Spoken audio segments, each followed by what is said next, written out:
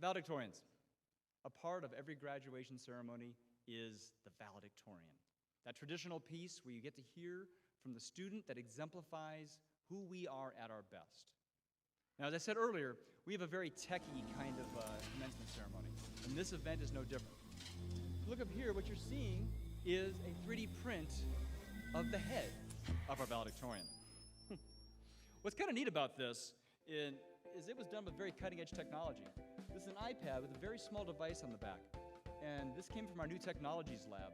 And students use this device to go up and scan, the head of our valedictorian. That allowed us then to print this out, which is really kind of neat. Now, what that means is that while I describe our valedictorian, I'll describe him to you in kind of a Hamlet, alas poor Yorick kind of way. Our valedictorian, Garrett Reuscher, he's a remarkable individual. He is someone who's graduating in 2 degrees, advancing computer science and game programming. Those are 2 of the hardest degrees that UAT offers. And when I've talked to his instructors about that, what they said is he's brilliant. Everything he did was great. And what's interesting about that is I had experience of it in 2 different ways. There were 2 projects that Garrett worked on. The first was a project called The Great War. And this is a real-time strategy game that is being developed in sort of honor of the 100th anniversary of the First World War. And what's very interesting about this game is that the units that move on it all follow the patterns of military units of 100 years ago. Garrett was a coder behind making that work. And I can remember the first time I saw this project when there really weren't pretty graphics, there were just dots and squiggles moving around. You could see the logic behind it, and it was impressive. The second tech project that I know from Garrett was his SIP project he presented a few weeks ago. He created a tool that generates levels for games automatically. And that's really amazing, because I've seen other students attempt this before. And in the past, when I've seen things that created levels, you could kind of make out it looked like a level. But Garrett's tool made good levels. They were attractive levels. There are levels you wanted to play, and that has benefit in a couple of ways. One, if you're a company trying to rapidly get your game out, you need to get levels done, this is the kind of technology you'd want. Second, if you're building a game, and this game has a level that's hard to beat or something that the players are doing the same thing over and over again, freshening it up with new layers is really helpful to the players. It makes it more fun. That's what Garrett's tool did.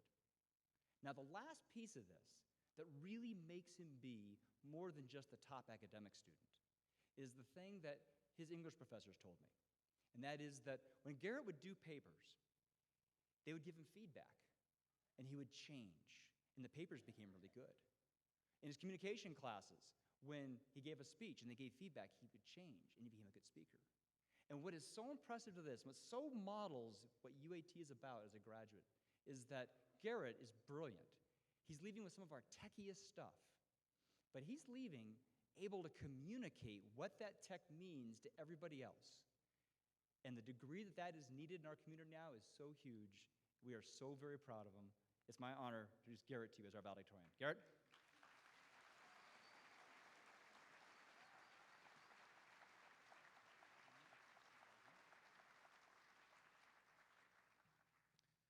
I'll just set me right here. I'd like to start by thanking Dr. Bowman, UAT, everyone who coordinated this wonderful commencement ceremony, and you, all my fellow classmates, their families and friends, for giving me the chance to speak today. College can be a stressful time, mentally and financially, and it's not without its fair share of challenges. So to illustrate that, I'd like to tell you a short story. Now, you're the main character of this short story, a cunning and brave adventurer who sets out to exotic locales in search of treasure and loot. Maybe this new persona of yours is a knight in shining armor or a wizard in bright, colorful robes. Or maybe you have a cosplay outfit in your closet for this exact situation, in which case, good on you, feel free to use it. Your travels have brought you to an expansive cavern system embedded deep in a mountain, and you're looking for the next score of your adventuring career. And upon entering, you find that there are other explorers milling around in these caverns. They're not here for the same treasure, right? You talk to a few of them and find out that these caverns have many different treasures in them, and that everyone is here with a different goal in mind. No treasure comes free, though, as any good gamer could tell you, and you find yourself having to skillfully avoid the many traps in the caverns. You see some adventurers walking towards you, bruised and beaten. There's too many traps, they said. There's easier ways to strike it rich, they said. But you ignore them. You have your eyes set on the specific prize. Nothing can convince you to back down. As you progress deeper, you cross paths with some other adventurers. You find that you have some things in common with these people.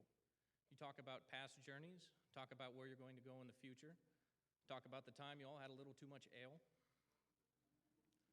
And as you continue, some of these people will come and go. Everyone has their own path to follow. But what will never leave you are the memories that you share with these people. Eventually, after a lot of wandering, you come across a large door emblazoned with intricate markings and elaborate text. This has got to be the treasure room that you've been looking for. Several other explorers arrive around the same time as you, and you all start entering the door one at a time. But no one comes back through the door. Everyone starts to get a little nervous. Regardless, your turn comes up. You push open the heavy door in front of you. In the middle of a large, dark room stands a terrifying creature, a horrific chimera of many different beasts, all forming one collective organism. A huge, intimidating mass of fur, scales, wings, claws. You notice the beast has a lot of battle scars. This thing's seen far more combat than you ever have. The door closes behind you with a heavy thunk, and your job interview begins.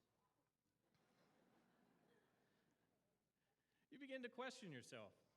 Am I ready for this? Is this treasure worth the trouble? Was this entire journey a waste of time? Well, I'm here to tell you that you're prepared. With the help of your fellow classmates, the faculty of UAT, and your own intellect and determination, you can defeat this beast. Your tenure at UAT has given you all the skills and tools necessary to win this battle. It doesn't matter if the beast is as big as Google or as small as an indie game company. You're prepared to succeed. Now, don't get me wrong. This will be a tough battle. The Chimera will make you use skills that you never thought you'd have to use again. But if you apply the same tenacity that you used to get through the cavern system, the same tenacity that landed you in this auditorium, there isn't a Chimera out there that you can't defeat. So when you're about to be tested, when you begin to doubt yourself, remember that you aren't some low-level adventurer who got here through blind luck. You're a level 100 badass with the skills, talent, and motivation to nab whatever treasure you set your eyes on. And I'm proud to be graduating alongside all of you.